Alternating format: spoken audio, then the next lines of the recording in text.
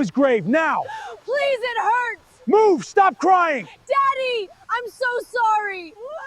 Why did you leave me? The man driving the car was her husband, Marcus Webb. He was 39 years old, broad-shouldered, the kind of man who filled a room with his presence and knew it, and had built an entire personality around that knowledge. He had a good job in commercial real estate, a strong handshake, and the specific kind of confidence that comes not from depth of character, but from never having been seriously challenged. People who worked with Marcus described him as sharp, driven, occasionally charming, and difficult to disagree with. People who knew him personally described him with slightly different words, but nobody who worked alongside him in a professional setting had ever seen the version of Marcus that Claire had been living with inside their apartment in Manhattan for the past 5 years. The version that showed up when the doors were closed. The version that had been in that car since they left the apartment that morning, talking, pressing, pushing, never once pausing long enough to look at the woman beside him and register that she was burying her father today. William Hargrove had died 11 days earlier. He had been sick for a long time, longer than most people knew, because William Hargrove was not a man who shared information about himself that he considered private, and he considered almost all information about himself private. He was 67 years old when he died. He had been born in a 2-bedroom house in rural Virginia to a father who worked in a lumber mill and a mother who kept the books for a small grocery store. He had left Virginia at 18 with $200 and a scholarship to study engineering at Rutgers University, and he had spent the next 4 decades doing something that people from 2-bedroom houses in rural Virginia were not supposed to be able to do. He had built something enormous. Quietly, patiently, without fanfare, without press releases, without a single magazine profile or charity gala bearing his name. He had built it the way he did everything. In private, with precision. By the time William Hargrove died on that Thursday morning in early October, the holding company he had founded in 1989 controlled a real estate and investment portfolio that included commercial properties across New York, New Jersey, Pennsylvania, and Connecticut, residential developments in 3 states, a private equity stake in a regional logistics firm, and liquid assets held across several institutional accounts that his estate attorney would later describe in a legal brief as substantial. By any measure, he had never appeared on any published list of wealthy Americans. He had specifically and deliberately structured his affairs to ensure that he would not. He had one office, a small suite on the 14th floor of a building in Midtown Manhattan that bore no signage with his name on it. He had a small staff of people who had worked with him for decades and who did not discuss his business with anyone under any circumstances. And he had one child, a daughter, Claire. She was everything to him, and he showed it in the only way he knew how, which was not warmly or openly or in any of the ways that daughters usually describe being loved by their fathers. He showed it by preparing her, by teaching her, by spending her entire childhood and young adulthood transferring to her everything he knew about how the world actually worked, beneath the surface of how it appeared to work. He taught her how to read a financial statement before she could drive. He taught her how trusts function, how assets move, how wealth protects itself when structured correctly.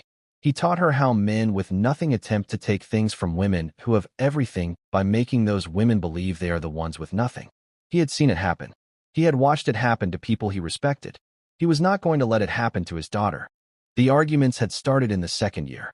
Not loudly, not violently, but with the kind of grinding, relentless pressure that is in some ways harder to endure than a single moment of open conflict because it never reaches a breaking point, and it never fully releases, and it just continues, day after day, wearing down the edges of a person's sense of themselves until they begin to mistake the erosion for their own personality.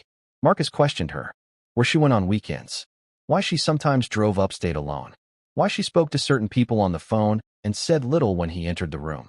He had constructed, in his own mind, an explanation for all of it that had nothing to do with the truth, and he had decided he was right about it, and no amount of Claire's quiet, steady denial had been enough to make him change his mind. He had decided what she was.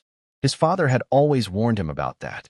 By the time William Hargrove became seriously ill in the late spring of that final year, Claire had been quietly preparing for the end of her marriage for almost 18 months. Not with lawyers, not yet, but in the way that a woman prepares for something she cannot quite bring herself to name out loud. She had been paying closer attention. She had been making notes, keeping records, storing small pieces of information the way her father had taught her, with patience, without urgency, understanding that information held at the right time is worth more than information deployed too early. She drove upstate to see her father every weekend she could manage. She sat with him. She listened to everything he had left to tell her, which turned out to be quite a lot, because William Hargrove had been holding certain conversations in reserve for exactly this period, for the end, for the time when there would be no more time, and everything that needed to be said now. He died on a Thursday. Claire was with him. She called Marcus from the parking lot of the hospice facility, sitting in her car, and told him in a steady voice that her father had passed, and that the burial would be the following Tuesday at Greenwood Memorial. Marcus said he was sorry for her loss. He asked if she needed him to come up that evening. She said no. He said he would be there on Tuesday. She said she knew. Neither of them said anything for a moment. And then Marcus said he had a call to get back to, and the line went quiet. And Claire sat in that parking lot for a long time before she started the car and drove back toward the highway. She did not cry in front of him. She never cried in front of Marcus. Her father had taught her to save the things that mattered for people who had earned the right to see them. On the morning of the burial, Marcus was already irritated before they reached the car. He was irritated about the drive, about the rain, about missing a meeting he claimed was important, about a dozen other things that Claire had long since stopped tracking because tracking them had ceased to serve any purpose. She had made herself go still inside, the way she had learned to go still when he was like this, conserving herself, not engaging, letting him move around her the way weather moves around a structure that has decided to remain standing. But Marcus was not the kind of man who was comfortable with a woman who would not engage. Her stillness provoked him. Her quiet made him louder. And by the time that black sedan passed through the iron gates of Greenwood Memorial Cemetery, and the gravel was hissing under the tires and the rain was running off the roof of the car in thin silver sheets, he had been pushing at her for over an hour, and he had not yet found the edge he was looking for. He found it at the grave. We will get to exactly what was said in a moment, because what happened in those final few minutes inside that car, before the door opened and before the world changed, is important. It is important because it tells you everything about who Marcus Webb was, and everything about the catastrophic miscalculation he was making in real time without knowing it. But before we get there are 3 questions you need to be sitting with, 3 questions that are going to drive everything in this story from this moment forward. And they are the questions that everyone who has ever heard this story, every attorney, every witness, every person who saw that video, finds themselves coming back to again and again. Who was William Hargrove, really, and how far did his reach extend even after he was gone? What was in that car in the final moments before Marcus pushed Claire out of it onto the wet grass beside her father's grave? And what did Claire do in the 48 hours after she stood back up? Because here is what you need to understand before we go any further. Claire Hargrove had been taught her entire life to be patient. She had been taught to wait. She had been taught that the right moment, held long enough, becomes something different than patience. It becomes power. And the man who drove away from that cemetery in the rain, who rolled the window up and pulled back onto the main road and headed back toward Manhattan, that man believed he was leaving behind a woman with nowhere to go. He believed he was leaving behind someone who needed him. He believed, with the full and absolute confidence of a man who had never once been seriously wrong about anything that mattered to him, that he was in control of what happened next. He was wrong in a way that would take his breath away. He was wrong in a way that would cost him everything. And the story of exactly how wrong he was, and exactly how Claire Hargrove made sure he understood it, is what we are here to tell you today. Before we go any further into this story, we want to hear from you right now. Let us know in the comments where you are watching from. We would love to hear from our community all around the world, and we genuinely read every single comment.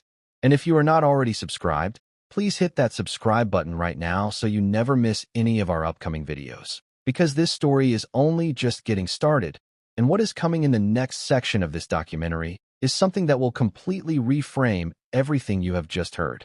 Now, let us go back to